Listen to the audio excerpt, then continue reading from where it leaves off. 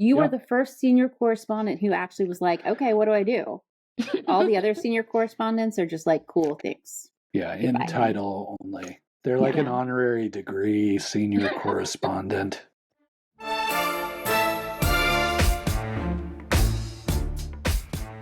Anyway, we didn't bring you here to talk about murder, but I mean, it can be on the list of things we talk about. This is our little behind the scenes. We have been discussing, Allie and I, back and forth via text message, how to bring Allie in as our, I don't even know what senior correspondent you are. Like you're like pop culture senior correspondent, literature senior correspondent. What's your title, Allie? I say pop culture is a good thing to start with, if nothing else comes up. Cool things to widen your sphere of influence is kind of a mouthful. So pop culture works, I guess. It can be I making you interesting at cocktail party knowledge and chatter. Exactly. Cool. All right, so I brought us here together today just to like kind of chat it out because I know you had some ideas, Rick had some thoughts. I don't think anymore. My brain just doesn't think, so I'm just piece things together. I know you've been doing some research. You've been looking into some stuff, some books and some other things. Tell us. Do you want to hear what they are? You are the first senior correspondent who actually was like, okay, what do I do? All the other senior correspondents are just like, cool, thanks. Yeah, in title only. They're like an honorary degree senior correspondent. Yeah. No, I will do the work for the title. I won't take the title with no work. Yeah, so when we were talking about it, I was like, I spend a lot of time online. I try to spend my time online positively. And I think that, we talked a lot on my podcast episode about like living on the internet and stuff. And I think the great thing about the internet is like all kinds of people can create all kinds of things with fewer barriers than like a lot of traditional media might put on people. So yeah, I have a book on here, but a lot of the other stuff, all the other stuff really is stuff that I learned about through the internet that I think is like, this is a cool, most of the time diverse person who is doing something really neat that I never would have like thought about before. You could be the internet rabbit hole correspondent. Ooh, I like that. Right. I like that. So, I mean, the first thing was the book, which is not nearby for me to hold up. But it's called This Is How You Lose the Time War. And I came across it in a bookstore and I thought that the title was weird and the cover was interesting. And it is a time travel sci-fi lesbian love story between these two futuristic war robots that are in a war that spans all of space and time between these two like transhuman societies, and they leave little notes for each other. At first like taunting each other to be like, you're an actual like you're like a worthy adversary, and I am gonna kill you, but you're really cool. And then they like kind of start to fall in love with each other, and I'm like, they were flirting right out the gates, though. That's what I'm hearing in them. It's really really cute. So it's just letters back and forth between the two of them, that they left in like blood spatter or the rings of a tree, or like, it's such a weird, poetic, bizarre book. I'm not done with it yet, but it is very very cool. So I thought that was something that I could talk about. Nice. A lot of my time is spent on YouTube. There is a YouTuber I really like whose name is Bailey Sarian, and she has a her whole thing is like murder mysteries and like true crime and things like that. She particularly has a series called Makeup and Murder, where she does a makeup tutorial routine while telling you about a true crime murder thing. And then she also branches into like the dark side of X. So I think one of my favorite of her episodes was the dark side of Lisa Frank. Oh. Huh. which you would not think that Lisa Frank had a dark side, but there was a lot of weird, twisted, like upsetting stuff So that much happened with that brightness, company. so many stickers. Yeah, it's so cool. I wanted to talk about Dungeons and Drag Queens. Yes. Yep. So relevant to this show. Yes. There is a YouTube channel where people play Dungeons and Dragons, and it's very like high production value sort of a thing.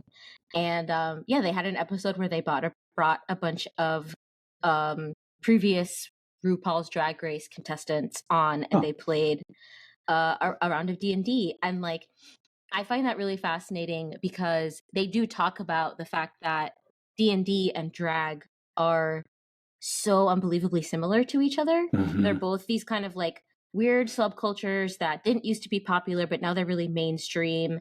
And there's so much drama. There's so much theater to them. They're this like escape sort of a thing that people think is really like, people look at it and they're like, oh, that's really fun. I could do that. And then they like try to do that. And it's actually very complicated and like takes a lot of skill and a lot of research and like blah, blah, blah.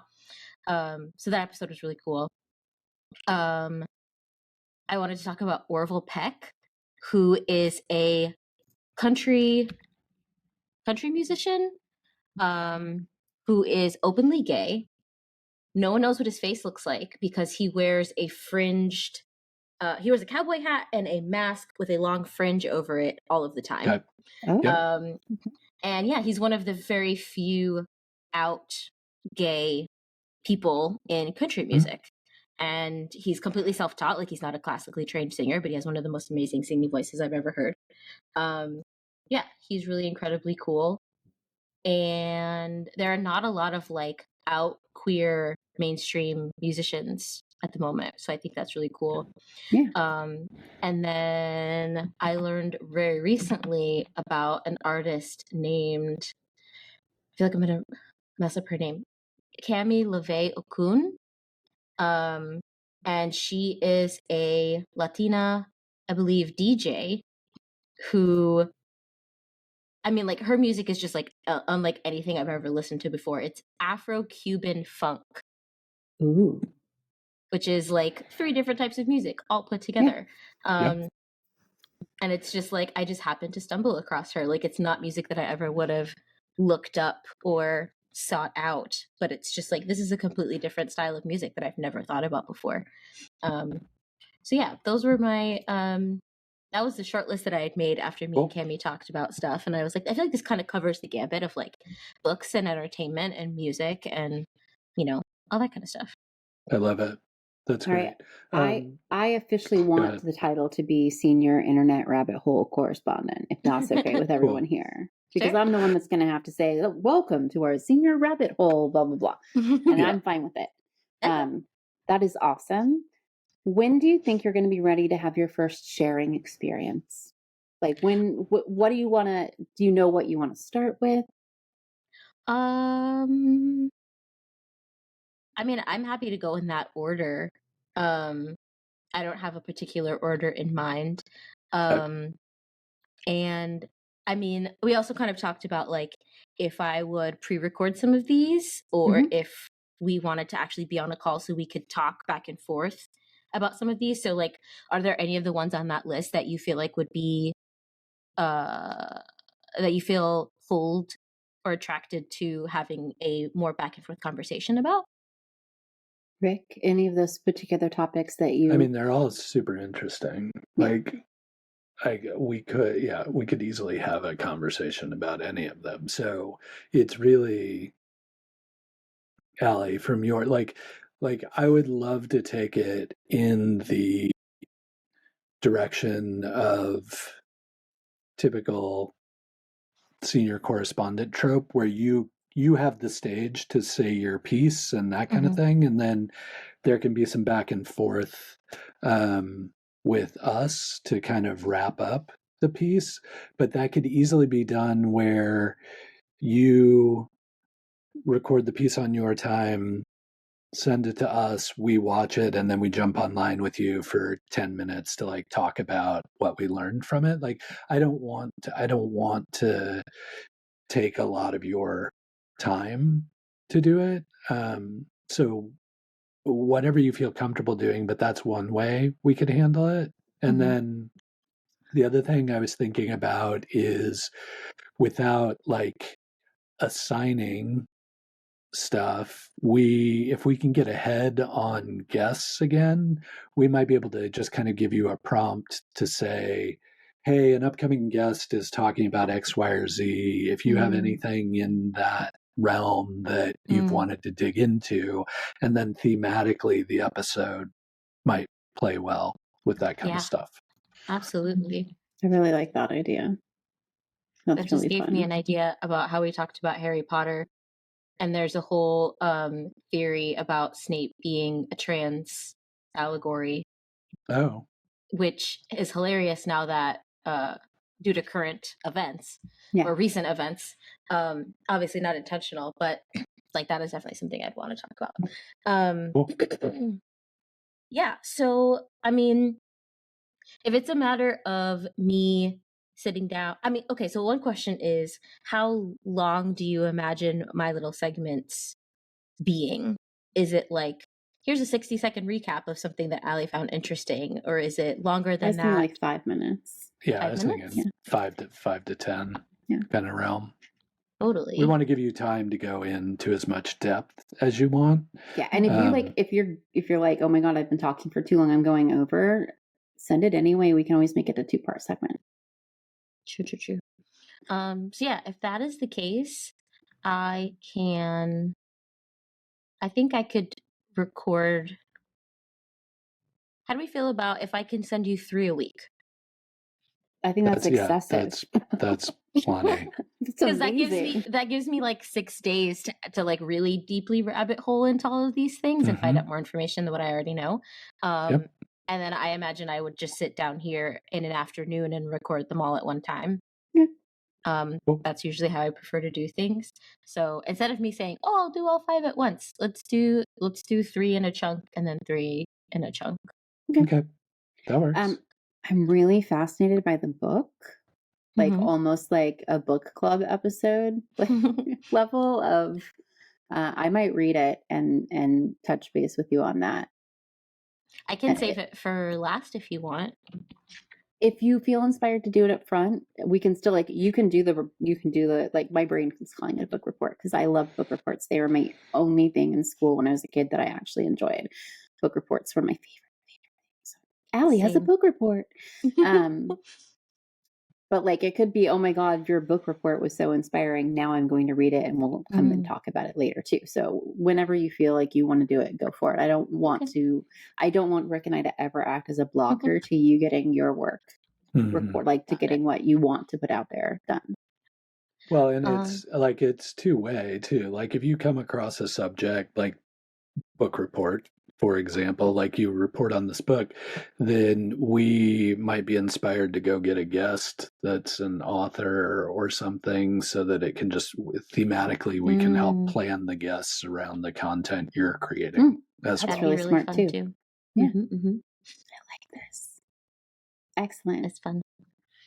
Does everyone have a little bit more clarity now? Yeah, totally. Oh. I might, now that I'm thinking about it, I might do one and send it to you. Perfect. Yep. Just so that I can get feedback of like, do we like how this sounds? Do we have any notes? I do thrive with feedback. I promise I won't feel over-directed. Okay. And then we can start chunking them. I do really like Cami knows that. That's great. No. Red pen, everything. Yeah, that's and I would much rather do a test one and get you the feedback you need rather than you crank out a bunch and then us be like, oh, wish you'd done it. I don't want to tell her. Do you want to tell her? Yeah. What I would also just cross my mind, because I have this book that I got today on my desk. Is it backwards? It looks backwards for me. No, it's backwards for you, but it's showing forwards for us. It's good for us. Because I am about to reboot a podcast that I started 2 years ago about women in the horror genre and the impact of various female characters or stereotypes around women or women writers and what they teach us about horror and their impact on horror. And so do you think that at some point in the future. Like, so my first episode is about Carmilla, so I'm reading the book so that I know what I'm talking about. Do you think that in the future there could be an opportunity for like a cross promotion of like, hey, Yes. I read Carmilla, which is a lesbian vampire that predates Dracula by 25 years. And there is actually a very, very successful web series about Carmilla that has brought her into recent fame. So like there's definitely a rabbit hole to chase there. So if there is an opportunity for cross promo that feels good and makes sense, I think that would be really fun too. Totally. And that also makes me think, I have a friend, her name's Jamia, and she's on the she'll book eventually. She's a horror author. A Black Portland female horror author. And she is amazing. And so I will let you know when we finally book Jamia, so that you, in case there's like any cross promotion that we can do there as well, or if you want to like read, like she writes really, really smutty vampire books. I'm gonna do an episode on Twilight in my first chunk of episodes. What was that reminds me there, I wasn't tracking on it, but it came across my desk because I think Willamette Week covered it, but there was a vampire Dracula reboot, but Van Helsing and everybody were played by women, and it was focused on the like feminist kind of aspects of. Is this a film or a play? No, it was a play. It was a theater play. Yeah. That's so cool. But there was something like Look at her, she's already going down the rabbit hole. Right. I wasn't sure if it was a local production or a traveling production, but like there might be people here locally that we could get from that perspective. I am seeing an article from 2015 about a Vanessa Helsing series that was going to be on Sci-Fi. I don't know if that ever came to fruition. That is so fun. How cool. That's the kind of thing. Yeah. Cool. All right. I'm going to let you and your guy get back to your TV time, and we will talk to you soon. Thank you. I'm sorry again for being late. Oh my gosh, it's totally fine. I'm glad I texted. I can get a hold of you. I know where you. I don't actually know where you are, but I know how to get a hold of you. Yay. Okay. All right. Cool. Bye. Bye. Thanks, Allie.